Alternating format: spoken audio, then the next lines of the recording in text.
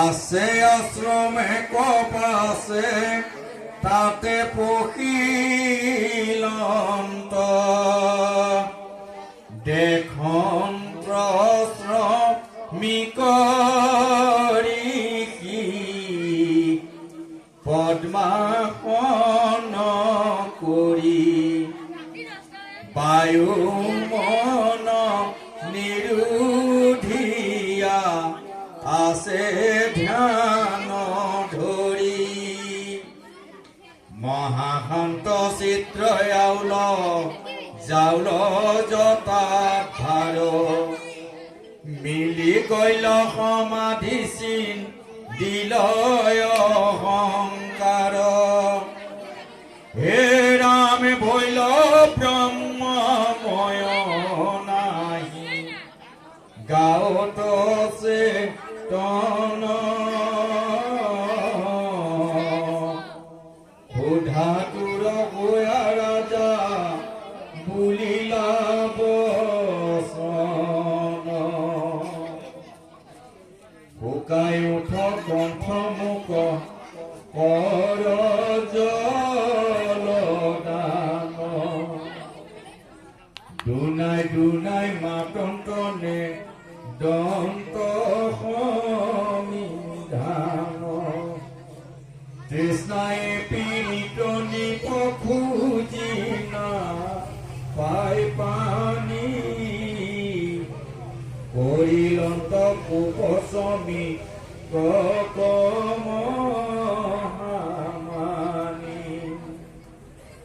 জানো মোক বোলে কোন ক্ষত্ৰিয় ধৰ্ম কিহক পখিলিয়াসি মোৰ আশ্ৰম তাতে সেয় বৈজ্ঞামুক কৰে তমান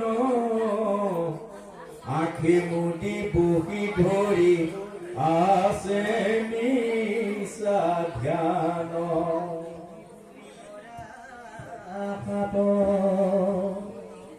আমি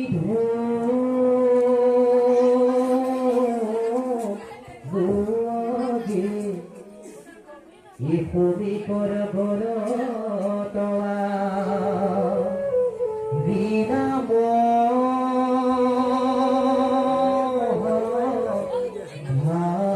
ভাগে এর বন্ধমতি নতুন মিলে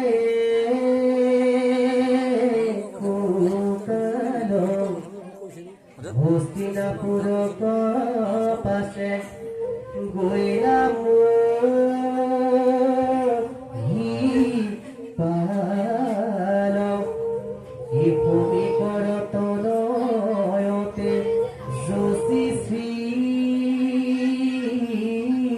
বিহাপ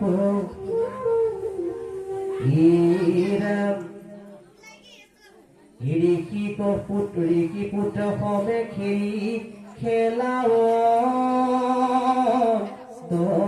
আছে শুনিলত ধ্যানত আচন্তে মোৰ ৰবাব এই পৰিচিত ৰাজা গলে ইয়াৰিলে কখাপ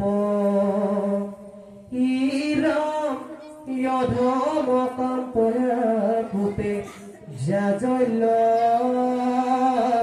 সমান ঋষি পুত মধে কোধে দিলা মৃধান দেখা দেখা তেরা নিপতি রয় হংকার আমার তুলো গালে হাত ইটু ৰাসাৰো এতিয়া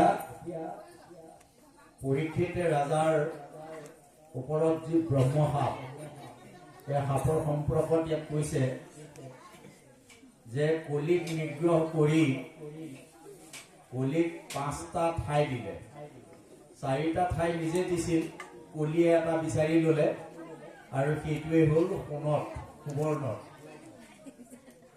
পৰীক্ষিতে ঘৰলৈ গৈ তেওঁ কেইজনমান সৈনিক লগত লৈ পেলাই মৃগয়া কৰিবলৈ গ'ল। কিন্তু যাওঁতেনে তেওঁ জৰাসন্ধৰ মুকুটটো তাহানি ভীমে জৰাসন্ধক বধ কৰি সেই মুকুটটোৱে সৰ্বশ্ৰেষ্ঠ মুকুট আছিলে, বৰ ধুনীয়া মুকুট, সোণেৰে বনোৱা, আৰু সেই মুকুটটো লৈ আহিছিলে নিজৰ ৰাজকাৰণে, আৰু সেইটো গুদামত থৈ দিয়া আছিল।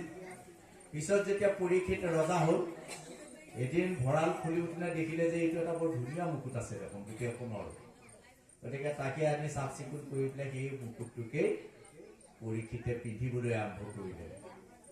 ইতিমধ্যে যিহেতু কলিক সুবৰ্ণত ঠাই দিয়া আছিল, সেইকাৰণে প্ৰথমে কলিয়ে পৰীক্ষিতৰ মূৰৰ ওপৰতেই বাস কৰিলে। আৰু ইমান এজনী প্ৰতাপিত ৰাজা আৰু এজন মহাজ্ঞানশীল ভগৱান প্ৰদত্ত এজন ৰজাৰ পৰীক্ষিতে শিৰত বাস লোৱাৰ লগে লগেই তেওঁৰ মতিভ্ৰষ্ট হৈ গ'ল আৰু মৃগয়ালৈ গৈ পিয়াহত কণ্ঠ শুকাই গৈ পেলাই শ্ৰমিকৰ ঋষিৰ আশ্ৰমত গৈ পেলাই প্ৰৱেশ কৰিলে। সেই সময়ত শ্ৰমিক ঋষি ঘোৰ তপস্যাত আছিল। এনেকুৱা তপস্যাত আছিল, তেওঁ বায়ু ভক্ষণ কৰা নাছিল বুলি কৈছে ইয়াত। তেওঁ বায়ু পৰ্যন্ত নিৰোধ কৰি পেলাই তপস্যাত লিগ্ন হৈ আছিল। আৰু সেই সময়তে গৈ পেলাই তেওঁ পিয়াহত কণ্ঠ শুকাই পৰীক্ষিতে শ্ৰমিক ঋষিক চিঞৰিবলৈ আৰম্ভ কৰিলে। কিন্তু ঋষিয়ে গমেই নাপালে পৰীক্ষিত অহাৰ কথা। পৰীক্ষিতে ভাবিলে, যিহেতু তেওঁৰ কোনে মূৰত শনি পুলি বাস কৰিছে, গতিকে তেওঁ ভাবিলে যে এই ঋষিৰ আশ্ৰমত মই সোমোৱাৰ কাৰণে এই মনতে বেয়া পাই ফুটনিতে মোক নাই মতা। এই কথাটো ভাবি ওচৰতে পৰি আছিল মৰা সাপ এডাল, আৰু সেই সাপডালকে ধেনুৰ আগেদি আনি শ্ৰমিকৰ গলত মেৰিয়াই থৈ পৰীক্ষিত ৰাজা এই কথাটোকে শ্ৰমিক ঋষিৰ পুতেক শৃংগী ঋষিৰ লগৰ ল'ৰা ছোৱালীবিলাকে দেখি পেলাই আহি তেওঁক ক'লেগে যে তোৰ দেউতাৰৰ ডিঙিত কোনোবাই মৰা সাপ এডাল ওলমাই থৈ গুচি গ'ল, বুজিছনে? ই দৌৰি আহি পেলাই দেখিছে তো কথাটো সঁচা। গতিকে ইয়াত কৈছে যে অন্ধৰ কাপয় কুম্পে জাঞ্জল্য সমান ঋষি সুত মধ্যে ক্ৰোধে দিল সমিধান দেখা দেখা কেন নিপিয় তিৰয় অহংকাৰ আমাতো লগাইল হাত ইটো দুৰাচাৰ। আহি পেলাই জাঞ্জল্য ইয়াত কৈছে যে অধৰ কম্পায়া কোপে জাঞ্জল্য সমান। অধৰ মানে বুজিছেনে বাৰু কি অধৰ? জাঞ্জল্য মানে কি বাৰু? জাঞ্জল্য শব্দটো ব্যৱহাৰ কৰিছে। জাঞ্জল্য মানে সোঁত বৈ থকা যিকোনো এটা জান বা নদী জেং চেং পৰি থাকিলে তাত যে কিছুমান জাবৰ লৈ পেলাই লাগি যায়, সেই জাবৰ বুলি কেনেকে কপে বাৰু? সেইটোক জাঞ্জল্য বুলি কয় দেই, মনত ৰাখিব। তেনেকৈ কপিবলৈ আৰম্ভ কৰিলে সেই ঋষিৰ মানে শ্ৰমিকৰ পুতেক শৃংগী ঋষি। আৰু কি বুলি কৈছে যে দেখা দেখা কেন নিপ তিৰয় অহংকাৰ আমাতো লগাইলে হাতৰ ইটো দুৰাচাৰ। যি ঋষিমুনিক মানুহে মাতিবলৈ ভয় কৰে, তেনেকুৱা ঋষিমুনিৰ ওচৰতো আহি পেলাই এইবাৰ হাত লগালে।